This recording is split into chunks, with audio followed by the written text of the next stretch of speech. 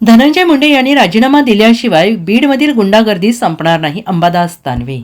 धनंजय मुंडे यांनी राजीनामा दिल्याशिवाय बीडमधील गुंडागर्दी संपणार नसल्याचं म्हणत विरोधी पक्षनेते अंबादास दानवे यांनी राज्य सरकारवर टीका केली आहे. जालन्यात अंबादास दानवे यांनी पदाधिकाऱ्यांची बैठक घेतली, त्यानंतर ते पत्रकारांशी बोलत होते. राज्य सरकारला बीडचं बिहार बनवायचंय आणि त्यामुळे बीडमधील गुंडागर्दी संपवायची असेल तर धनंजय मुंडे यांनी नैतिकदृष्ट्या राजीनामा द्यावा अशी मागणी अंबादास दानवे यांनी केलेली आहे. दरम्यान त्यांनी बरीच पापं केली असतील म्हणून धुवायला जात असतील असं म्हणत अमित शहा आणि मुख्यमंत्री देवेंद्र फडणवीस यांच्या प्रयागराजच्या दौऱ्यावर सुद्धा दानवे यांनी टीका केलेली आहे. मी सकाळीच बोललो याविषयी.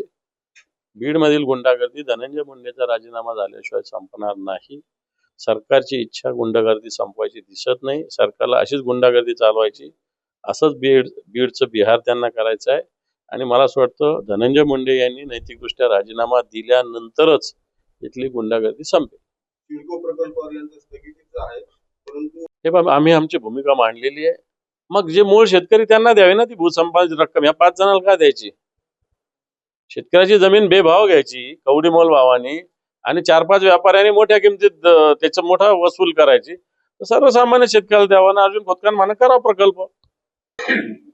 आता तुमच्याकडे कुठं दबकावा झाला? हे सगळे लोक तिथं आलेले आहे आणि हे कोण आम्ही सगळे बसलेलो नाही इथं लक्षणीय असं कोण म्हणे तुम्हाला?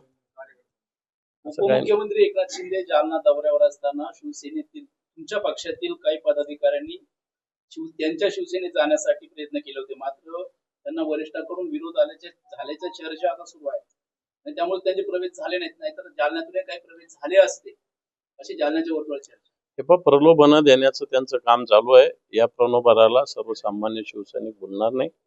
सगळे लोक शिवसेनेचे जागच्या जागेवर जे बाजारात मांडलेले होते त्यांची विक्री झालेली. Bureau report SBN Marathi, Jalna.